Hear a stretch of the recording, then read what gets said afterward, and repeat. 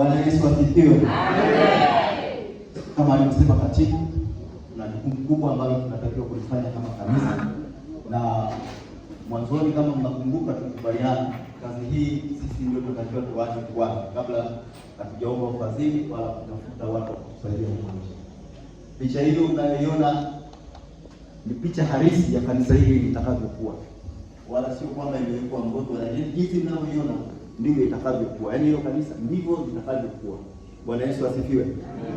Kanisa hili wakati tunaandaa ramani pamoja na michoro na kudesign kila kitu, gharama yake ilikuwa imekadiriwa kuwa shilingi milioni kama 460 hivi. Na tukakubaliana kwamba tuanze kazi hiyo taratibu. Na tumekwishaanza kama mlivyoona au mnavyoona kwa hatua ambayo tumefikia sasa. Tunatakiwa tujenge kwa kule nyuma ile sehemu ambayo ina ghorofa, tutakuwa kuna ghorofa kule.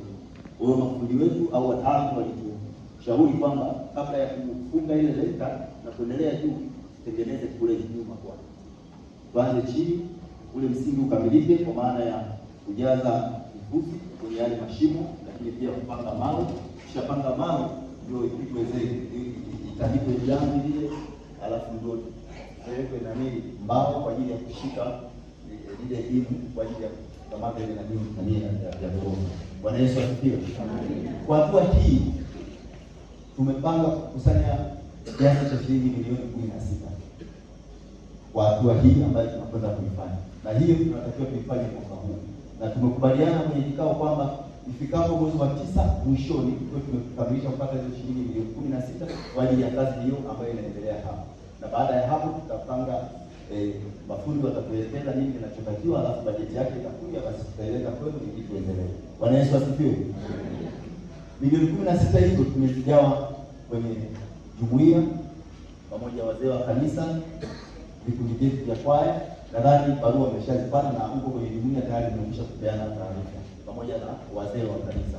Hivyo tumekubaliana kwenye kikao cha baraza tuanze utaratibu wa kukusanya fedha hizi kila Jumapili.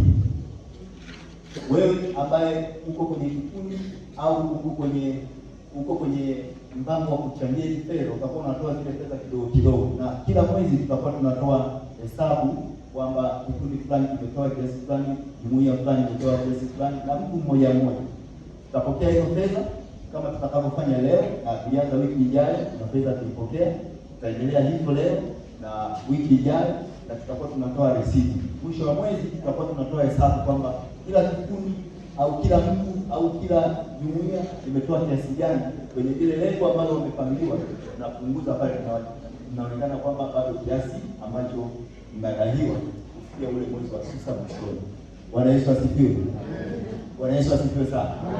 Kwa hiyo tutaanza kufanya hiyo kazi leo, na kama kuna kikundi au mtu taleta hizo fedha zitarekodiwa, alafu tutatoa risiti. Haya mambo yatakuwa yanaendelea hivyo kwa mtindo huo mpaka tutakapofika mwisho wa mwezi wa 9 ili kazi hii. Lakini tulikubaliana kwamba tusikae hizo fedha tu muda wote, hizo fedha tusikae nazo.